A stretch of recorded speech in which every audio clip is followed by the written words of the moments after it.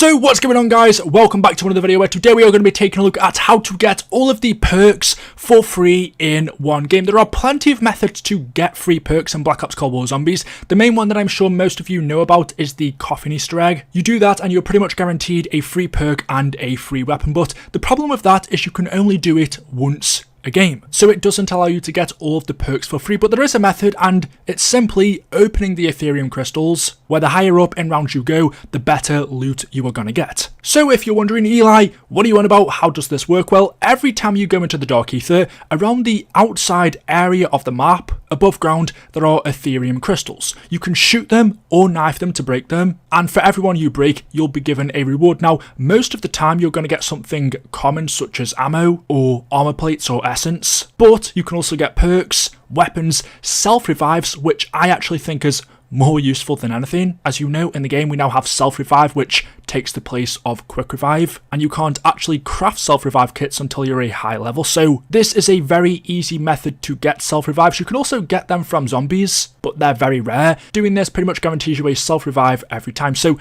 getting into it, all you need to do is every time you enter the Dark Ether, break the Ethereum crystals. They are in the same locations every time you go into the Dark Ether. Once you've broken all of them, the next time you enter the Dark Ether, they will return. So you can do this every round and yeah, pretty much break all of the crystals that you see, and for each one you will be given a drop. Now, what I noticed is the higher up through the rounds you go, the better loot you get. Starting from round 16, it seems like that's when you start to get drops that are rare or epic, so that includes self-revive kits and perks. And when you reach around round 30, that is when you get legendary drops, so you can get legendary weapons, and you can even get the Raygun. It is very rare to get the Raygun from these crystals, but it is possible. I've never gotten it, but I have seen other people do it, so this is a free way to get the Raygun. As you can see from my footage, this is all in the same game. On round 20, I was given Elemental Pop, and then a few rounds later, I got Stamina Up, and then the next round, I was given Quick Revive. So you can get all 6 perks in the game for free just by breaking the crystals in the Dark Ether. But to be honest with you guys, the best thing about this is self-revives. If you ever go down in zombies, just travel to the Dark Ether, break the crystals, and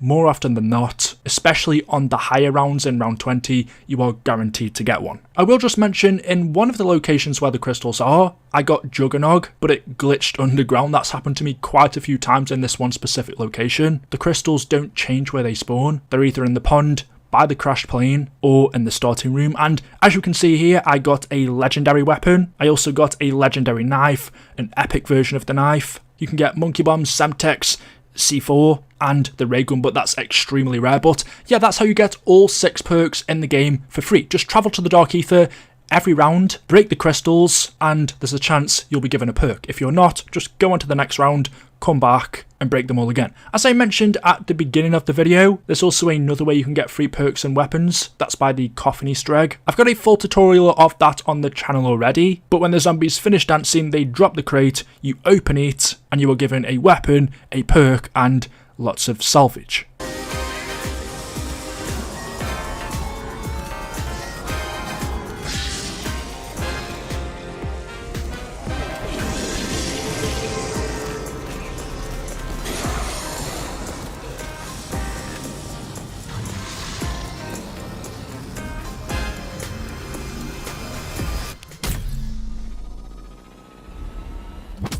The weapon I got this time wasn't very good, but you can get the Raygun. You can also get the Wonder Weapon. As you would expect, they are rare, but it's definitely possible, so there we go. You can also get items from the trials, but technically they're not free because you have to pay to do them, and more often than not, you're just going to get intel or some kind of salvage in normal weapon. Although you can get the Wonder Weapons, but that's not a free method because you have to pay to do the trials. And while I'm on the topic of the Wonder Weapons, a lot of people lately have been asking me, have they nerfed the Raygun?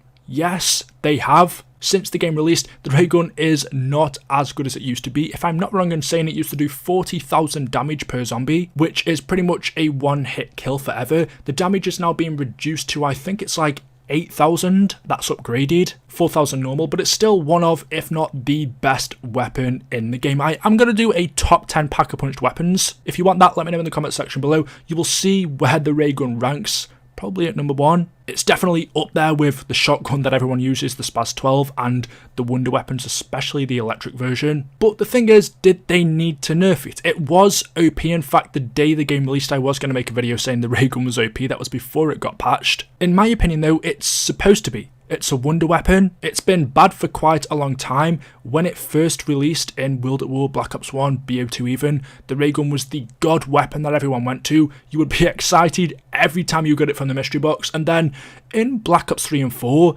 they did something to it. It didn't feel right. It didn't feel as heavy hitting. It wasn't powerful. That could have also been down to the new wonder weapons that we had. As wonder weapons got better throughout the cycle of Call of Duty Zombies, we had the bows from Black Ops 3 or the staffs in BO2, and then in BO4 we had a load of reused wonder weapons, but I think that could have had something to do with it. As wonder weapons got better, the Raygun just didn't become a viable option. There was Mule Kick. In Black Ops Cold War we don't have Mule Kick, and whilst the wonder weapon in this game is good, there are other weapons, like I said, the Spaz 12, which you wouldn't complain about having over the wonder weapon. And also the way the upgrade system works, every gun has the chance to be a god weapon. So admittedly the Raygun's not as good in the Maschine as it was when it first came out, but now they've nerfed it, it's still very usable. That's if you're ever able to get it. I think I've only gotten it once or twice from the mystery box, so that's why we have other methods of obtaining it. But that's for me what makes this Zombies so fun. I am having the most fun I have had on Zombies for a very long time. As you know, if you've watched my videos for a while now, I've always said I don't actually play Zombies that much. I'm most interested in the storyline. Gameplay wise, it's not for me and hasn't really been for quite a long time. I prefer story games. Black Ops Cold War Zombies, however, has totally exceeded my expectations. I've played it so much, I'm having so much fun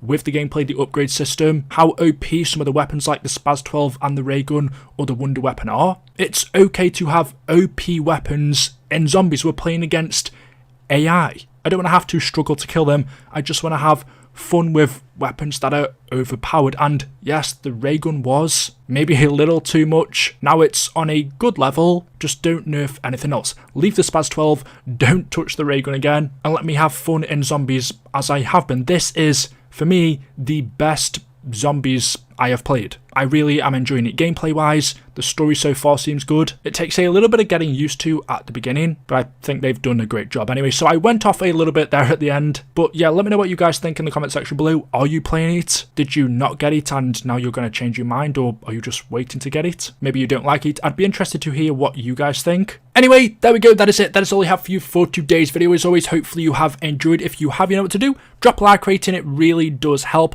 Make sure you are subscribed to stay up to date with the latest Zombies videos on the channel. And as always, I will see you guys in the next video. Until then, goodbye.